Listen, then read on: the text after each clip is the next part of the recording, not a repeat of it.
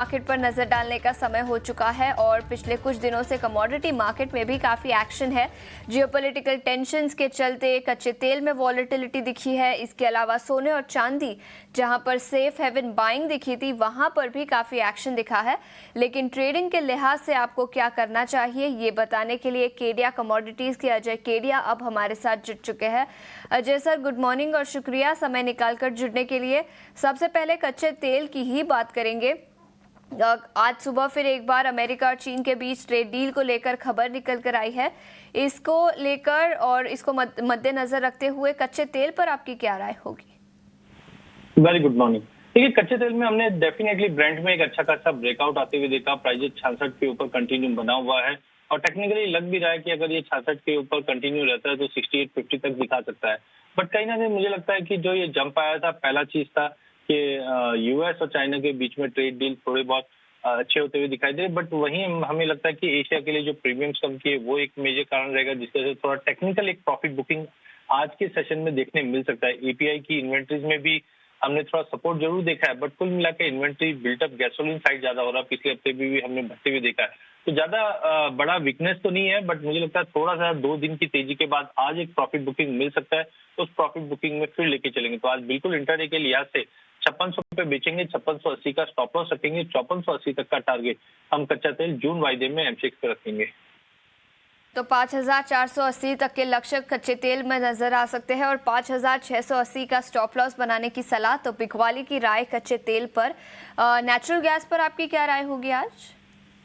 देखिए जी, अगर natural gas की अगर बात करें तो कल हमने फिर से एक बड़ी गिरावट आती हुई देखी। प्राइस करीबन 302 तक के लेवल पे आ चुका है। ओवरऑल मुझे लगता है कि जिस ढंग से कल एक अपडेट आई थी कि जो नेचुरल गैस की स्टोरेज कैपेसिटी है यूरोप की, वो 50% के ऊपर निकल चुका है। वेदर में भी कोई मेजर चेंजेस है नहीं, बट ओवरऑल मुझे लगता है ये न्यूज के बाद ही कल हमने एक अच्छी खासी गिरावट आती हुई देखी। प्राइजेस ने 327 का हाई लगाकर एक प्रॉफिट बुकिंग दिखाया। तो टाइमिंग मार्केट में थोड़ा दबाव जरूर है, बट आई थिंक नीचे में 296 297 इज गुड टू बाय। 292 का स्टॉप लॉस रखेंगे। फिर से टेक्निकल बाउंस दिखाई देगा जो 312 तक का लेवल दिखा सकता है। नजरिया कच्चे तेल पर कल 3% की गिरावट के साथ एमसीएक्स पर बंद होता हुआ नजर आया था नेचुरल गैस।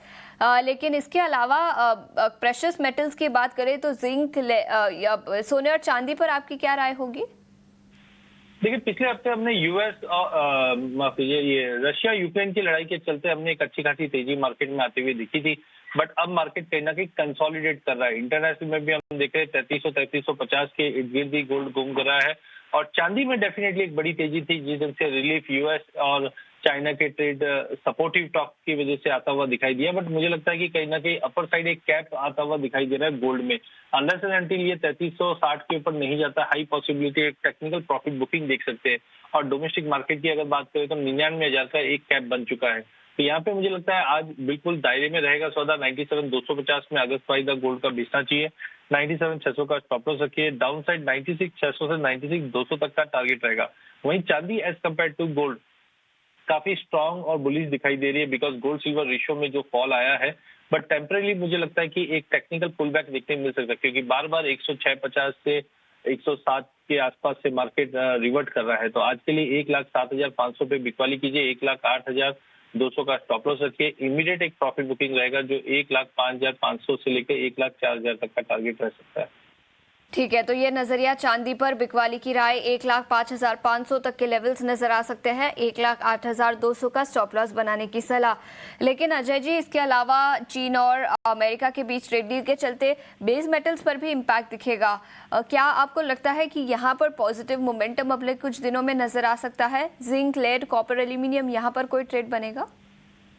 अब बिल्कुल पूरे बेस मेटल पैक की अगर बात करें तो मुझे लगता है सबसे बड़ा रिलीफ जो है वो यूएस और चाइना के ट्रेड टेंशन कम होने की वजह से ही है। साथ में हमने देखा कि चाइना ने जिस ढंग से एक्सपोर्ट पे, रेयर अर्थ मेटल के एक्सपोर्ट पे जो बैन रखा है, या उसके बाद मार्केट में एक सपोर्ट मिला। खास करके अगर हम जिंक की अगर बात करें तो as of now industrial demand को लेकर कुछ सबड्यूनेस बना हुआ, इसलिए बार बार में मार्केट हायर लेवल से एक बार दबाव ले रहा था। बट कुल मिला के मुझे लगता है कि बाय ऑन ड्रॉप की रणनीति ही बना के ट्रेड करता हुआ दिखेगा। तो कॉपर एक फर्स्ट पिक रहेगा, जहाँ पे 876 पे लेके चलिए। 872 का स्टॉप लॉस रहेगा। 888 का इमीडिएट टारगेट रहेगा।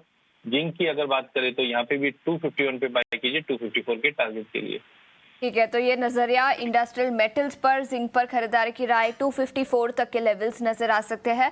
अजय जी, बहुत बहुत शुक्रिया समय निकाल कर आज हमारे साथ जुड़ने के लिए और कमोडिटी मार्केट पर अपनी रणनीति बताने के लिए।